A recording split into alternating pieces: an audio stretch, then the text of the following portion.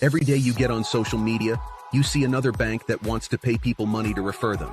You see everyone posting hurry up and get free money, knowing the bank will pay them. The truth is, that's great. And a lot of people have made some good income doing this. You have seen SoFi, Cash App, PayPal, and a ton of other banks wanting to pay up a commission for finding them new customers. These have exploded online because people always need an easy way to send and receive money. There have been some downfalls though.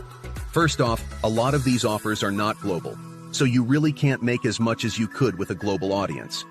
Also, they only give you a one-time payment, not monthly. So you can never walk away with a full-time income and live a dream lifestyle doing this.